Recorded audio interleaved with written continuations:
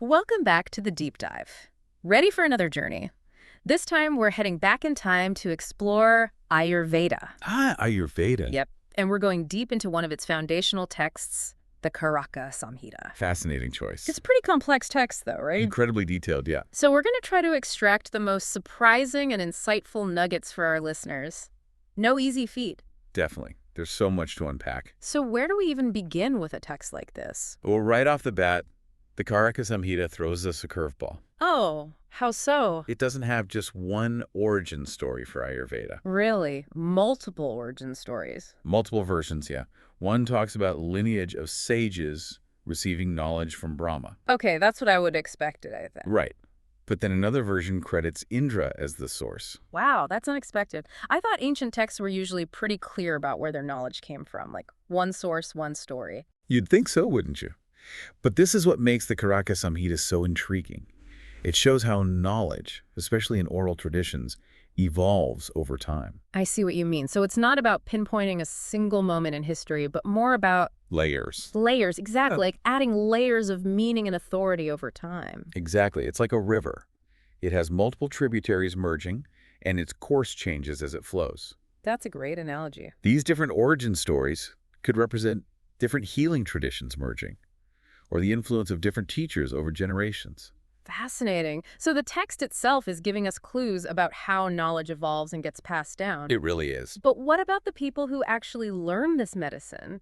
What was it like to become a physician in ancient India? Oh, it was intense. I bet. You're talking rigorous training, memorizing tons of info about herbs and treatments, even surgical techniques. Whoa. Aspiring physicians studied under a guru for years, mastering both the theory and the practice. That's dedication. But I'm guessing it wasn't just about hitting the books, right? Oh, you're right about that. There were some pretty unique requirements, too. Like what? Well, during their studies, students had to abstain from meat. No meat, okay. Wine was off limits, too. Wow, okay, no wine. Anything else? And get this, they couldn't even have contact with women. Seriously? And that's not all. They were forbidden from studying during certain events, What kind of events? inauspicious ones, like earthquakes or eclipses. That's wild. What was the reasoning behind all these restrictions? It seems pretty extreme. Well, it shows the deep connection between medicine, spirituality, and ethics in ancient India. These restrictions were meant to purify the mind and body. I see. They fostered discipline, focus, and detachment. So it was about cultivating a certain mindset. Exactly. Remember, a physician held a very sacred role. They were responsible for restoring balance and well-being.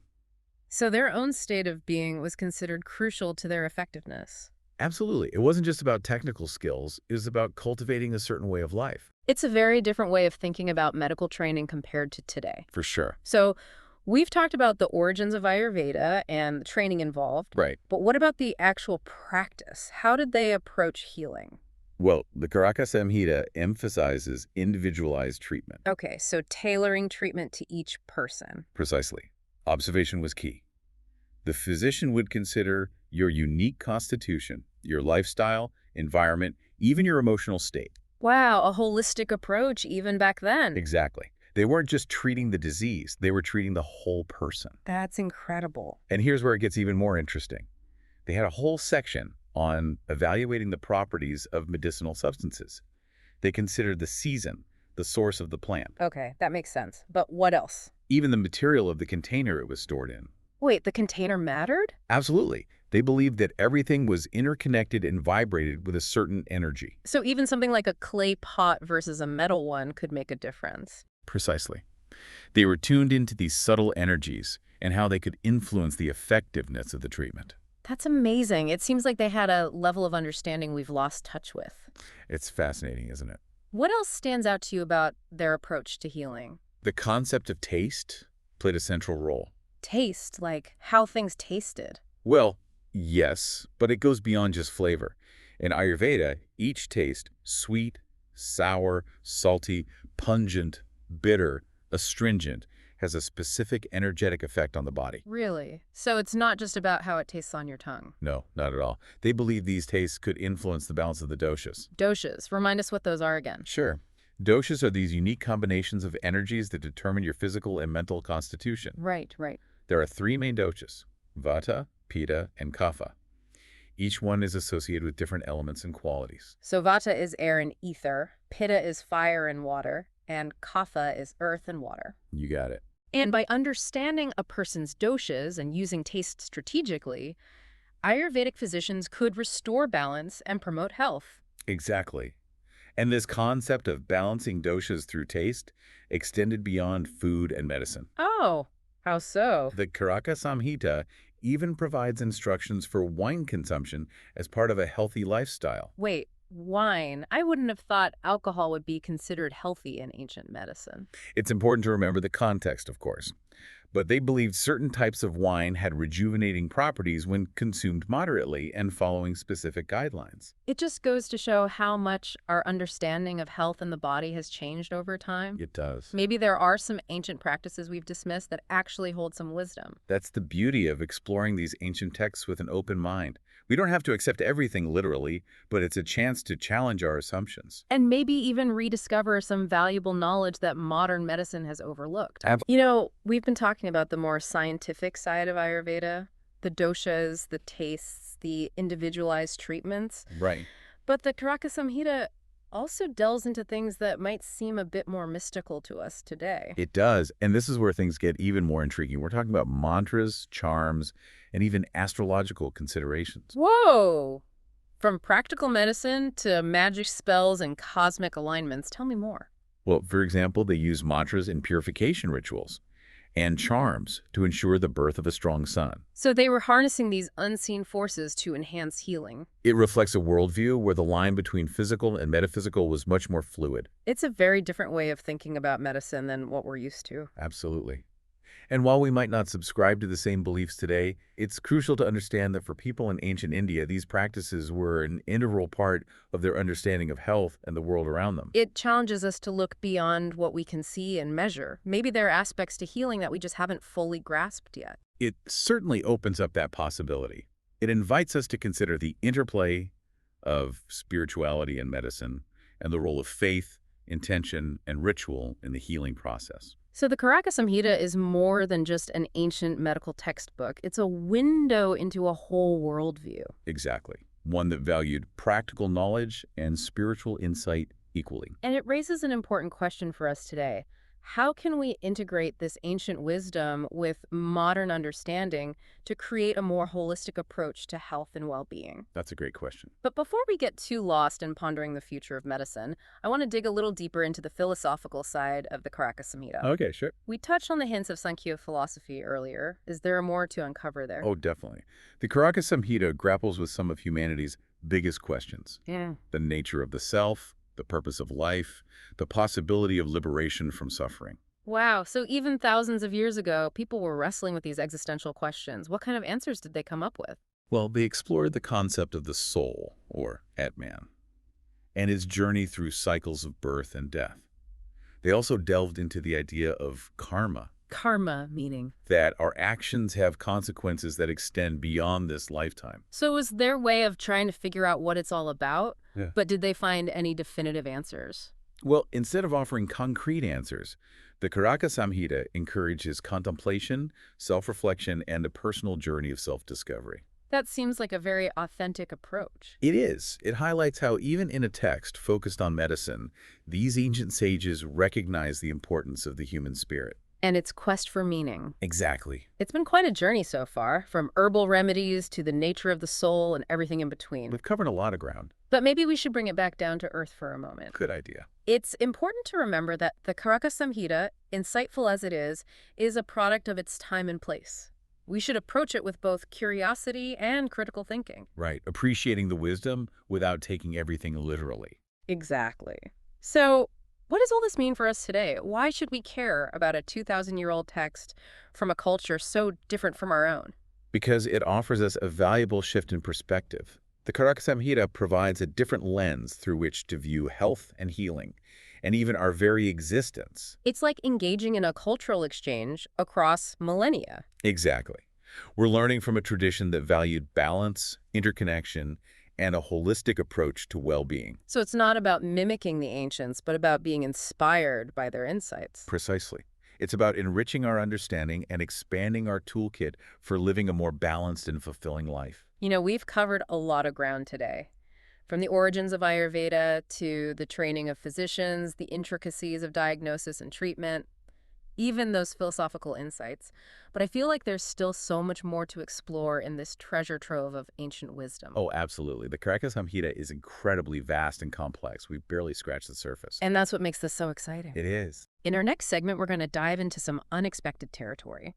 The Caraka Saṃhitā's views on public health, its approach to epidemics, even its insights into surgery and anatomy. Stay tuned. It's going to be fascinating. That's a great point, and it really highlights how interwoven the physical and spiritual aspects are in Ayurveda. Right. The Caraka Saṃhitā isn't just practical medical advice, it's exploring this deeper connection. This mind, body, spirit connection. Exactly. And I think a perfect example of that is this whole concept of rasayana. Absolutely. Now, I've heard that term before, but I'm not entirely sure I could explain it. Okay, so Rasayana focuses on rejuvenation and longevity. So living a long life. Not just living longer, no. Yeah. Enhancing the quality of life as we age. Ah, okay. So it's about vitality and mental clarity and overall well-being, even as we get older. That's it. That's definitely something I think we're all striving for these days, right? For sure. So what did this Rasayana approach actually look like? Were there any, exotic herbs or rituals involved? Well, they had a multifaceted approach, actually. Okay. Specialized diets, herbal formulations, lifestyle practices, and even ethical conduct all played a part. Wow. Okay, so it really is a whole system. It is. One of the key concepts they focused on was maintaining the body's vital fluids. Vital fluids, interesting. They compared them to the sap that nourishes a tree. Keeping those fluids flowing was key to preserving youthfulness. So it was all about keeping your sap flowing. That's an interesting analogy. It is. And this brings us back to those instructions about wine consumption. Right. It seems counterintuitive to us, but back then it was a part of this rejuvenation process. It was. We're talking about a very different context here. Right, of course. Different time, different culture. Exactly. Right. And in Ayurveda, certain types of wine were actually believed to have these rejuvenating properties, Okay. but only when consumed in moderation. Right.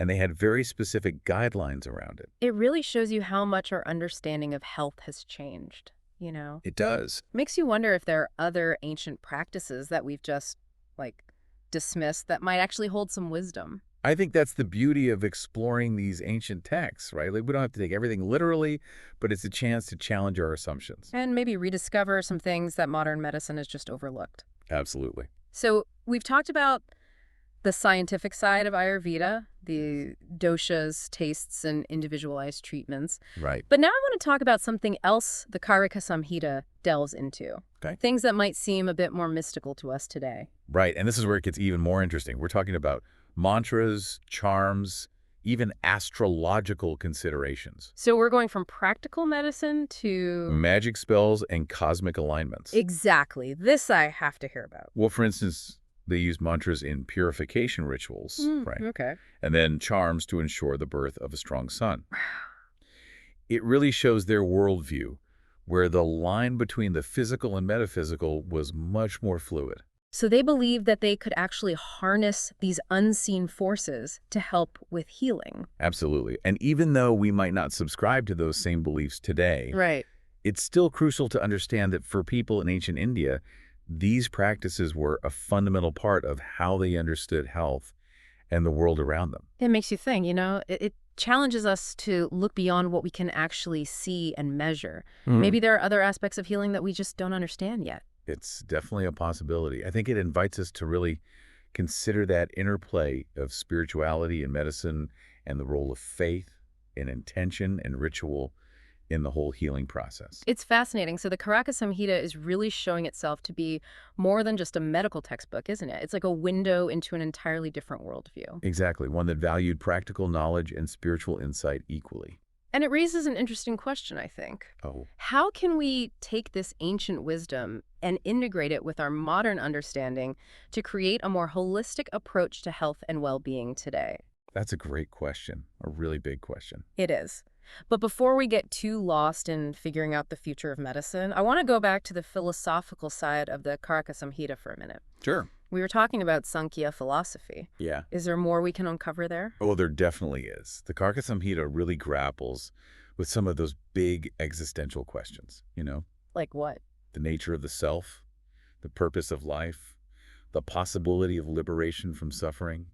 They were asking the same questions we are today. Wow, so even thousands of years ago, people were searching for the meaning of life. They were. What kinds of answers did they come up with? Well, they explored the concept of the soul, the Atman, and its journey through these cycles of birth and death. Reincarnation. And they also delved into the idea of karma. Suggesting that.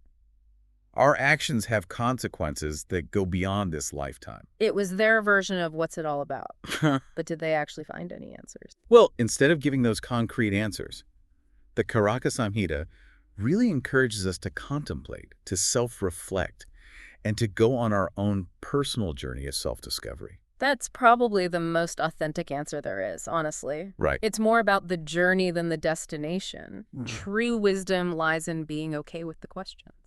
I love that. And it really highlights how even in a text about medicine, these ancient sages knew how important the human spirit was. That search for meaning? Exactly. Well, it's been quite the ride so far, hasn't it? It really has. Herbal remedies, the nature of the soul, everything in between. We've covered a lot. I think it's time to bring it back down to earth for a moment, though. Okay, yeah. I think it's important to remember that the Caraka Saṃhitā, as insightful as it is a product of its time, right? It is. And we need to approach it with both curiosity and a critical eye. Absolutely. Understanding its context, recognizing its limitations. Appreciating the wisdom without taking everything literally. That's a good way to put it. So ultimately, why should we care about this text? Why does any of this matter to us today? Because it gives us a new perspective. Hmm. The Caraka Saṃhitā provides a completely different lens through which to view health and healing and our existence as a whole, really. It's like having a conversation across millennia. I love that. We're learning from a tradition that really valued balance and interconnection and a holistic approach to well-being. So it's not about copying what they did. No. It's about taking those insights and Applying them to our own lives. exactly, enriching our understanding, expanding our toolkit for how we live our lives today. I think that's a great takeaway. Well, we've covered a lot today. We've talked about the origins of Ayurveda, the training of physicians, how they diagnosed and treated, and even those philosophical insights. But I still feel like there's so much more to explore. I know, right? The Caraka Saṃhitā is massive. We've just barely scratched the surface. Exactly, and that's what makes this so exciting. In our final segment, we're going to dive into something new. The Caraka Saṃhitā's views on public health, epidemics, even surgery and anatomy. It's going to be fascinating. Okay, so we're back and ready to uncover even more from the Caraka Saṃhitā. Let's do it. We've been talking about these individualized treatments, balancing those doshas, but the Caraka Saṃhitā also talks about public health. You wouldn't think an ancient text would be concerned with that. I know, right? They were. And what's amazing is they really understood how environment and behavior and even policies could affect the health of whole populations. So they weren't just focused on individual patients, they were thinking big picture. Exactly. Yeah. Clean water, sanitation, waste disposal. They talked about all of it. Wow. Even urban planning and how crowded living could be a health hazard. So they knew about urban design and health way back then. They did. And it wasn't just physical stuff either. The Caraka Saṃhitā emphasizes social harmony and ethical conduct and even spiritual well-being as part of public health. It's that holistic approach again. They understood that a healthy community is about more than just infrastructure. Right. It's about people, their well-being, how they connect with each other. Exactly. And speaking of community health, the Caraka Saṃhitā also talks about epidemics. Yeah. And this was long before germ theory, remember? Right. But they had these amazing strategies for dealing with outbreaks. So how did they even understand how diseases spread? They focused on what they could observe, things they could control, environmental factors, hygiene, even social distancing. Wait, social distancing? They recommended isolating the sick, purifying homes, and even using smoke from medicinal herbs to cleanse the air. Wow, air purification. They were ahead of their time. Even without modern science, they came up with some practical solutions. Pretty impressive, right? It is. Okay, so we've talked herbs, lifestyle, even mantras. But what about surgery? Did they actually do surgery in ancient India? They did. It was a key part of Ayurveda. Yeah. The Caraka Saṃhitā talks about all kinds of procedures. Really? Like, Everything from wound care to more complex operations. That's amazing. But what kind of knowledge did they have? They didn't have our technology or understanding of anatomy. It's remarkable what they were able to do. Yeah. They describe fixing fractures, dislocations, draining abscesses, even removing foreign objects. So they had a pretty good grasp of anatomy. And surgical techniques, too. To think about the skill they must have had, it's mind-boggling. It is. It really shows you how much humans have always been capable of. Well, this deep dive has been quite the journey. Origins of Ayurveda, the training, diagnosis, treatments, even public health and surgery. We've covered a lot of ground. It really makes you think differently about health and healing. That holistic approach, that emphasis on balance. And that interconnection between everything. It challenges us to look at things in a new light. And maybe rediscover some wisdom that we've forgotten along the way. Exactly. So as we wrap up our exploration of the Caraka Saṃhitā, we want to leave you with a question. If these ancient texts hold so much knowledge, what can we learn from them? How can we use them to better our lives today? Maybe the answers aren't about copying the past, but letting it inspire us. To open our minds to new possibilities. And live more balanced, meaningful lives. We hope you enjoyed this deep dive into the Caraka Saṃhitā. Keep exploring, keep questioning, and until next time. Keep diving deep.